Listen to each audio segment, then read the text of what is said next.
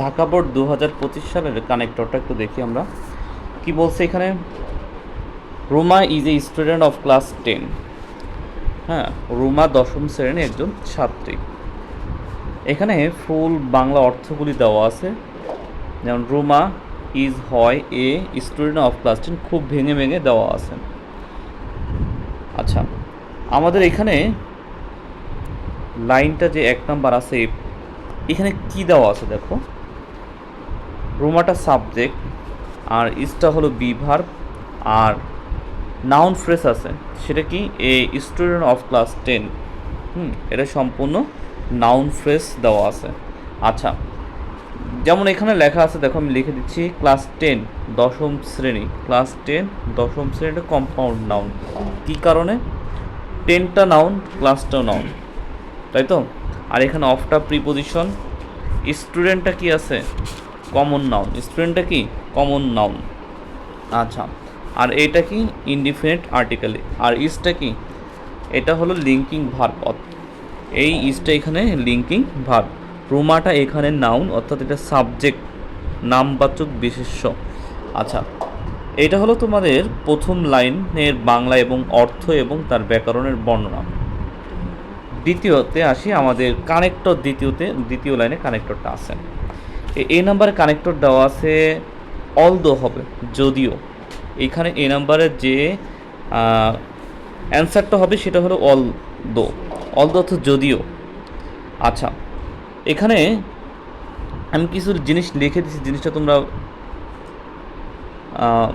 বুঝতে পারো আবার নাও বুঝতে পারো। জাস্ট আমরা আরেকটু আমি বলে দিই, এখানে অলদোটা যে আমরা পড়তাম কমপ্লিটিং সেন্টেন্সের ক্ষেত্রে দো অলদো পড়তাম, অথবা চেঞ্জিং কমপ্লিটিং কী বলে সিম্পল কমপ্লেক্সের ক্ষেত্রে দো অলদো ব্যবহার করতাম, সেই দো আর অলদো এখানে ব্যবহার করছে। দো অলদোর ক্ষেত্রে দুইটা বাক্য থাকে, দেখো আমি যদি এখানে দো অথবা অলদো বসায়, দেখো কমার আগে একটা বাক্য, কমার পরে আর একটা বাক্য, কয়টা বাক্য, দুইটা বাক্য। আশা করি বুঝতে পারছো। এই দো অলদো অবশ্য কোনো, আচ্ছা, দো অলদো দেখো আমি এখানে লিখে দিচ্ছি পূর্ণ বাক্য, দেখো অলদো শি ইজ কি মেরিটিয়াস, শি নেভার টেক্স, দেখো she never takes pride in her merit.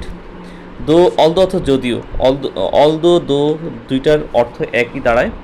She অর্থ সে, পার্সোনাল প্রোনাউন। আর ইজ মেরিটিয়াস, দেখো মেরিটিয়াস অর্থ মেধাবী। আর এখানে meritorious adjective phrase, is meritorious adjective phrase, মেরিটিয়াসটা হলো অ্যাডজেক্টিভ, নেভার মানে কখনো না, এটা হলো অ্যাডভার্ব অফ ফ্রিকোয়েন্সি। এটা বুঝবা না, যতটুকু বুঝো নেভারটা ধরে নিবা জাস্ট একটা অ্যাডভার্ব। টেক প্রাইড অর্থ অহংকার করে, এটা কি বলছে দেখো, টেক প্রাইড ইন, পরে নাউন ব্যবহার হয়। আমি লিখে দিচ্ছি, টেকের পরে প্রাইড, তারপর ইন ব্যবহার হয়, তারপর কি নাউন।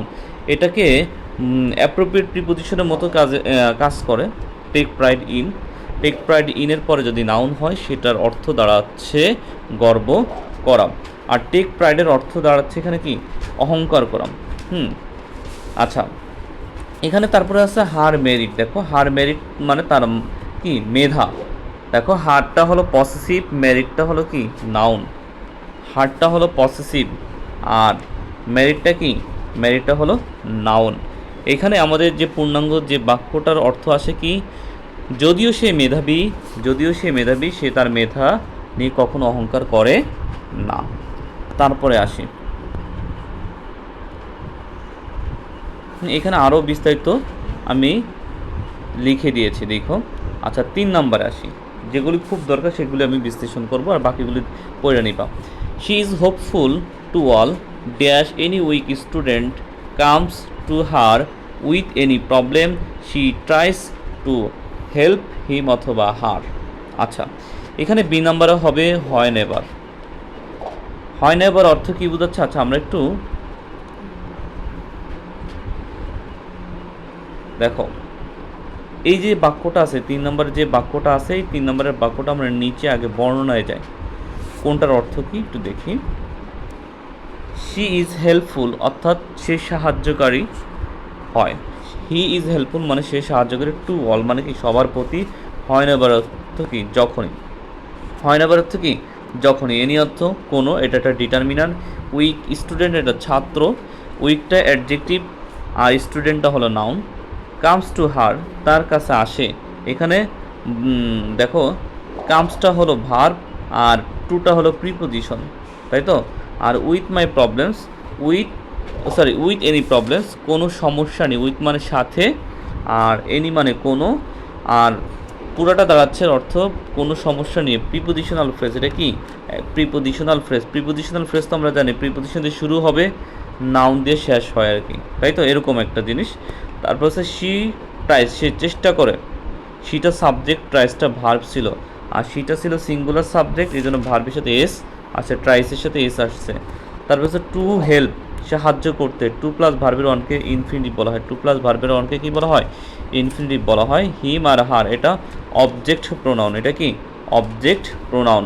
আচ্ছা, এখানে আরেকটা কথা আছে, হয় নেভার যেখানে ব্যবহার করা হয়, হয় নেভার সাথে একটা ক্লোজ প্রথম থাকে, তারপর কমা দেওয়ার পরে আরেকটা ক্লোজ থাকে। নিয়মিতভাবে ঘটে এমন ঘটনা বোঝাতে এই হয় নেভারটা ব্যবহার করা হয়ে থাকে। Adverb of close of time বলা হয়।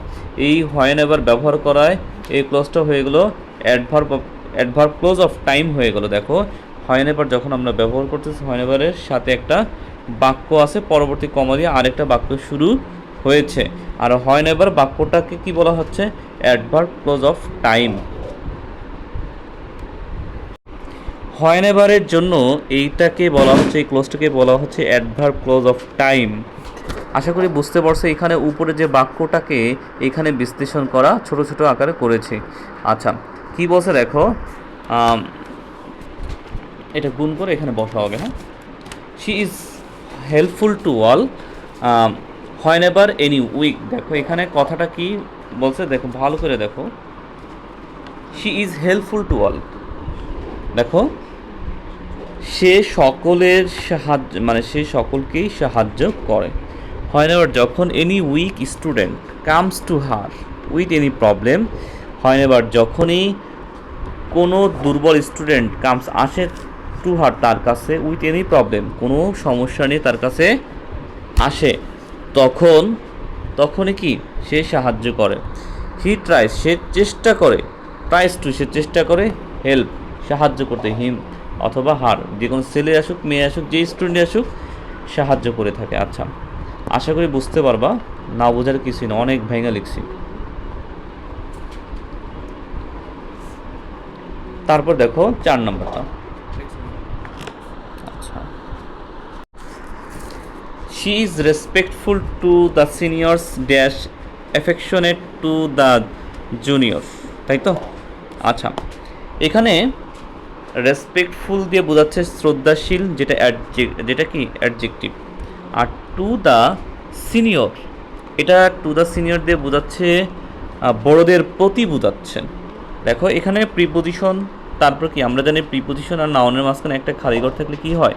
নাউন হয়। এটা আমি একটু জাস্ট বুঝাইলাম। সিনিয়রটা এখানে নাউন, আর দেখো দাটা হলো আর্টিকেল, আর টু হলো কি প্রিপোজিশন। তাহলে আমরা একটা জিনিস, এটা আমরা ইন্টারের মডিফায়ারও বলতে পারি, ব্যবহারও হয়। তারপরে তোমার আমরা যে সাফিক্স প্রিফিক্স 9-এ পড়তেছি, 9-10-এ, এইখানেও কাজে লাগে। টু হলো প্রিপোজিশন, আর দা হলো আর্টিকেল, তারপর কি সিনিয়রটা হলো নাউন। অর্থাৎ প্রিপোজিশন আর নাউনের মাঝখানে অ্যাডজেক্টিভও বসে আর আর্টিকেলও বসে। আর্টিকেলকেও এক ধরনের অ্যাডজেক্টিভ বলা হয়ে থাকে। তার পরবর্তীতে আমরা দেখি কি বলছে, অ্যান্ড মানে এবং, কোঅর্ডিনেট কনজাংশন এডিশন বোঝায়, তাই তো। এখানে অ্যান্ড দ্বারা, এখানে সি নাম্বারে অ্যান্ড বসবে। অ্যান্ডটা তোমার দেখো কম্পাউন্ড বাক্য যদি আমরা ব্যবহার করি তখন কিন্তু এটা ব্যবহার করা হয়ে থাকে। অ্যান্ড দ্বারা, অ্যান্ডের আগে একটা বাক্য, অ্যান্ডের পরে একটা বাক্য থাকে। আবার কনজাংশনও বলা হয় একে। আচ্ছা, মানে এডিশন, দেখো এটাতে এডিশনও বোঝায়, মানে যোগ করা বোঝাচ্ছে। মানে একটা নাউন, মানে অ্যান্ডের আগে যদি নাউন হয়, অ্যান্ডের পরেও কি হয়? নাউন হয়। অ্যান্ডের আগে নাউন হলে অ্যান্ডের পরেও নাউন হয়, অ্যান্ডের আগে অ্যাডজেক্টিভ হলে অ্যান্ডের পরেও কি অ্যাডজেক্টিভ হয়। আচ্ছা, তারপরে আমরা আসি, এটা পূর্ণাঙ্গ পড়াটা একটু আসি। She is respectful to the senior, সে বড়দের প্রতি শ্রদ্ধাশীল, সম্মান দেখায়, অ্যান্ড এবং অ্যাফেকশনেট হ্যাঁ দেখো এখানে অ্যান্ড বসছে না, এখানে বসছে অ্যান্ড, অ্যান্ডের আগে সিনিয়র আছে। আচ্ছা, এখানে বোঝানো হচ্ছে যে অ্যান্ড দ্বারা দুইটা বাক্যকে কি যুক্ত করা হচ্ছে, অ্যান্ডের আগে একটা বাক্য, অ্যান্ডের পরে একটা বাক্য, তবে একটু লুকোচুরি আছে এর মধ্যে। আচ্ছা, নিচে আমি সেটা লিখে দিছি, অ্যান্ড দুটি সমজাতি অ্যাডজেক্টিভ, একটা হলো রেসপেক্টফুল, দেখো এই রেসপেক্টফুল, আরেকটা হলো অ্যাফেকশনেটকে যুক্ত করেছে, এটা কম্পাউন্ড প্রেডিকেটের উদাহরণ। দেখো অ্যান্ড দ্বারা, হ্যাঁ এটা পূর্ণাঙ্গ তোমার কনসেপ্ট না থাকলে এই কথাগুলি আমি যে গ্রামারের বেসিকগুলি এখানে লিখছি বুঝতে পারবো না।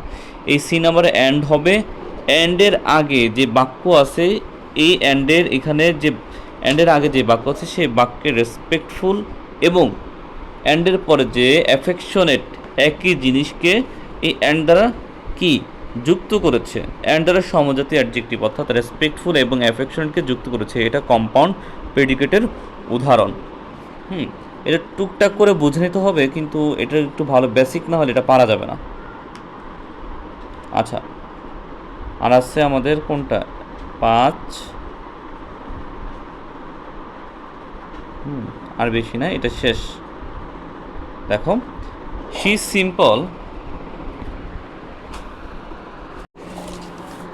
সিম্পল ইন বিহেভিয়ার, এখানে হবে দেখো সেটা অর্থ সে ইজ মানে হয়, সিম্পল মানে কি সরল, এটা অ্যাডজেক্টিভ, সিম্পলটা কি অ্যাডজেক্টিভ। আর বিহেভিয়ার প্রিপোজিশন প্লাস নাউন, আমরা জানি কি প্রিপোজিশন বসে তারপর নাউন বসে, ইনটা হলে প্রিপোজিশন, বিহেভিয়ারটা কি নাউন, তাহলে প্রিপোজিশন প্লাস নাউন। এখানে বাট হলো কনজাংশন, বাট হলো কি কনজাংশন। আচ্ছা, স্ট্রিক্ট মানে কঠোর, এটা অ্যাডজেক্টিভ, স্ট্রিক্টটা কি কঠোর, এটা অ্যাডজেক্টিভ। আর ইন প্রিন্সিপাল এটা হলো নীতিতে, অর্থ দাঁড়ায় নীতিতে।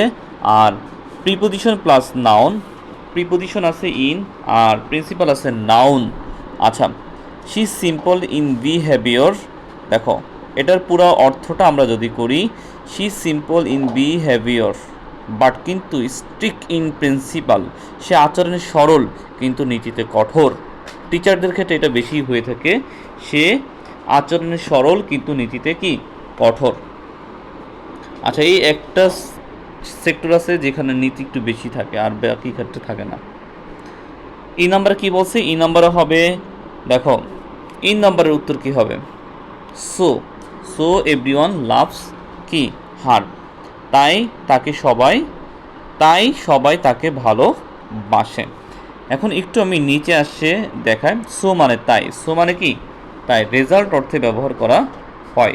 এভরিওয়ান অর্থাৎ সবাই, ইনডিফিনিট প্রোনাউন নির্দেশ করে, এভরিওয়ানকে ইনডিফিনিট প্রোনাউন বলে, এভরিওয়ানকে কি বলা হয় ইনডিফিনিট প্রোনাউন। লাভস মানে ভালোবাসে, এটা ভাগ থার্ড পারসন সিঙ্গুলার নাম্বার হওয়ার কারণে লাভের সাথে এস বসছে, হার মানে কি তাকে। আচ্ছা, এখানে দেখো আমরা যে বার্ডটা ব্যবহার করছি, গ্রামারের ব্যবহারটা একটু দেখো, বার্ড যে ব্যবহার করছিলাম এটা জাস্ট একটি বিপরীত অর্থে ব্যবহার হয়। প্রথম অর্থে টিচারের কথা বলছে, সে খুবই সাধারণ সিম্পল, তারপর বলছে নীতিতে স্ট্রিক্ট। দেখো বিপরীত বুঝাইছে, একটার বিপরীত আরেকটা বোঝালে এই তখন বার্ড ব্যবহার হয়। আর সোটা ব্যবহার হয় কারণ বা ফলাফলের ক্ষেত্রে, দেখো ফলাফলের ক্ষেত্রে সো ব্যবহার হয়, কম্পাউন্ড সেন্টেন্সে আমরা সোটা বেশি ব্যবহার করে থাকি। দেখো she is simple in behavior, she is simple in behavior but সে খুবই, দেখো বাক্যটা আমি পড়তেছি, she is simple in behavior, সে খুবই স্বাভাবিক মানে কি তার ব্যবহার খুবই সাধারণ, বাট কিন্তু স্ট্রিক্ট ইন প্রিন্সিপাল অর্থাৎ নীতিতে সে খুবই কঠোর থাকে। এখন এই নাম্বারে ফলাফল যেহেতু সে সাধারণ মানুষ কিন্তু নীতিতে কঠোর, এই ফলাফল কি হতে পারে সো, তাই এভরিওয়ান লাভস। আর এখানে ফলাফলটাকে বোঝানোর জন্য সো ব্যবহার হয়েছে, দেখো সে ব্যবহারে সরল কিন্তু নীতিতে কঠোর, এই জন্য তাকে সবাই ভালোবাসে। এখানে দেয়ার ফরে ব্যবহার করতে পারি সো না দিয়া, সেই জন্য প্রত্যেকে তাকে ভালোবাসে। এখানে আরও অনেক কথা লেখা আছে, তোমরা একটু দেখে নিও। এখানে আমি আরও বলে দিচ্ছি, দেখো মূল সংক্ষেপে বলে দিচ্ছি, কানেক্টরের কাজ কি, অল দ্য অর্থ ছাড়া, যদিও তবু বোঝাচ্ছে, হয় এবার কি তখনই যখনই। তার অ্যান্ড মানে কি সংযোজন এবং বোঝায়, আর বাট মানে কি কিন্তু বিপরীত অর্থে বোঝায়। সো অথবা দ্যাটস ওয়াই মানে কি ফলাফল। এখানে সো ব্যবহার করা যায়, দ্যাটস ওয়াই ব্যবহার করা যায়, দেয়ার ফরও ব্যবহার করা যায়। আশা করি কি বুঝতে পারছো।